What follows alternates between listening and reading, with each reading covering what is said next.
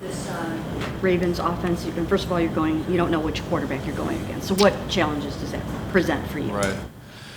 Going into the game, there's personnel's a big part of it, particularly with the quarterback. And I think just watching them on tape, we try to watch all three guys and see how they use them, see what their skill sets are, what they do well. And really, for them, I don't think you're going to change a major part of your offense, but you might lean on certain play types with different guys, and we're just trying to scout that out and see who does what and how are we going to best defend that. When you go against a team that plays so much big personnel and they're going to run the ball, does that sort of change the mindset, or do your DBs have to have a little bit of a different mindset going into a game like this? Yeah, I think, and that's something that you could really see of late with Baltimore, is their use of bigger personnel groupings. Even since it's changed, even since we played them last, where they're using all those tight ends and the fullback a lot more. But yeah, and then Baltimore's unique in that the quarterback run game. So they're using all those big people, and then the quarterback also runs the ball. So it does give you a different types of challenges, because the majority of the time we see 11 personnel, 3 wide receivers on the field, and it's a lot different than that. So we've just tried to give them as many looks as we can this week of the runs and the passes out of those personnel groupings. When you last played him, they had just brought Deshaun Jackson in. Right. And he didn't, I know he wasn't, if I can remember, he wasn't active against you guys. But how have they involved him in the offense, and how has it changed things for them with him? Right. Because when we played him last, they had just signed him, and he wasn't active that week. But you have seen him on tape, played against him for a lot of years. He's a vertical threat, and still able to run at a high level, and they're using him for that. So his snaps, you really see him attacking the deep parts of the field, really trying to stretch the defense vertically, and that's something that he's always done well, and that's really the kind of the role that they've used him in. I think the other thing that you see is kind of the emergence of Robinson. I think since we played him last, he might have the most. I think he has the most targets of anybody, and that's saying something, because Andrews is such a huge target for that team. So he's done a nice job in the role that they've created for him, and he's a guy that we've also played before in the past. He was in Kansas City when we played him a couple of years ago, so we're familiar with his skill set. Is a change for you guys when the tight end is the number one target, or at least historically has been for those guys? Right. It is something different, and I think the way they use Andrews is he attacks the middle of the field. He really stretches the seams and really kind of the area between the second and third level of defense, and they try to get him involved in those play actions, try to get the second levels players to step up, and then they attack the middle field with him. But he's done it at a high level for him for many years, and is always one of the guys that they're trying to get involved. So I think the last time I think we did a good job against him. We kind of knew that, and it kind of went out and executed. But every game's a new challenge, and we need to do the same thing on Saturday. Season, would you say Denzel Ward is having, and what are your expectations for him for the final 4 games? I think Denzel's mentality since he's come back from the injury has been really good. I think he's really challenging.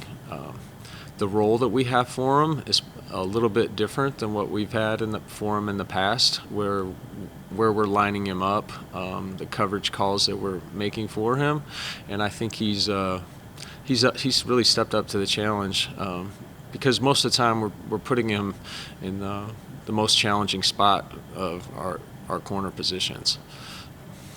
And how, without getting too super specific, how is it different? How is it different? I think just kind of like our where we're asking him to line up and who we're asking him to line up against, and then really, coverage-wise, where he might face a little bit more stress than what he has in the past. What goes through your head when you see that flea flicker? Yeah, that's a tough play. It's a tough spot for us to be in. That play, we're in a too high safety concept and a split safety concept, and without getting too far in depth into it, when you're in that, you have a primary run support player, and then you have a secondary run support player. So whenever the ball's handed off, the primary run support player is always going to trigger, and it's really the second guy that you got to make sure that the receiver blocks. And if the receiver blocks, now you can come for secondary support. If he doesn't block, you got to keep your eyes on him for something like that. But they caught us in a coverage, and we didn't execute it perfectly, and that's really what happened. I think when people watch that, they see Grant get sucked in, and he's been kind of in the middle of a lot of big plays this season. So, how do you think he's played throughout the Grant? Yeah, I'm not gonna get into specifics on whose responsibility was what. There, it's tough on all of us. We got to be better. I think Grant played, fairly well. There's a couple, I think there's a couple tackles on the field that I think if he makes them are like big time plays, and that's really kind of what I've tried to stress with him is the difference between being good and great. It normally ends up being like 2 or 3 plays in a game, and trying to practice and be detailed enough in our process so that we can make those plays. And he's made some, but like doing it consistently, I think is what makes a safety be considered, one of the better safeties in the game, and that's what we're really trying to work towards. Some guys this week talking about Jamar Chase. John Johnson said maybe there could have been a little more awareness from guys on the field. Some other guys maybe indicated there could have been more help. Well, when you looked back on that game, was there anything differently you guys could have done against Jamar? Yeah, I mean, it's I think going into it, what you see is they have three good receiving threats, and all 3 of them were up for the game, and just the way that the NFL is, like if guys are up, active, that's an important. You're expecting them to play, and so we were planning for all 3 of them to play, and then after one series, 2 of them tap out, and the game changes, and so it stresses your adaptability, and you really gotta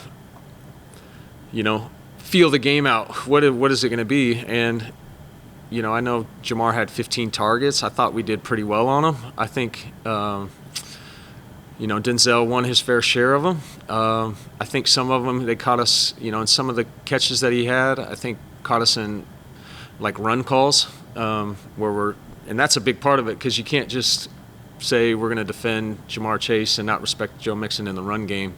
So, there's stress there. I thought we did pretty well. There's some plays that we left out on the field, particularly with him. We could probably be more aware of when they are in a situation like that, when they have one receiver. But yeah, that was kind of the adaptability of it, trying to have, like, the stress of the defense, trying to put it on the guys and try to defend what you think they're going to try to beat you with. I mean, is the approach different if you go into that game knowing that T and Tyler aren't going to play? Yeah, it's like when because really after the first series, I was thinking they would come back. I really thought Higgins was going to play spotty, because he played on the 3rd down, so I thought we were going to see him on 3rd down, and I didn't really know what this situation was with Boyd. I was expecting him to come back and play, and then when he didn't, so there's a process to that. There's like plays in there that are like, I don't know, I think you're going to come back. I think they're going to come back, and then they don't. So. What do you remember about Tyler Huntley from last year? I mean, it looks like Right. You know, I mean, full participant yesterday. But what do you remember from him? Not just running the ball, but his throwing ability, because it seemed like he was able to kind of help them mount a comeback a year ago. Right. So I think he executes the offense at a high level. I think they do a lot of similar things that they do when Lamar's in the game. Move the pocket, get him in play actions. They still execute the quarterback run game. And I think he scrambled well against us. I think he made pretty clean decisions. They were on the ball, used tempo a little bit more.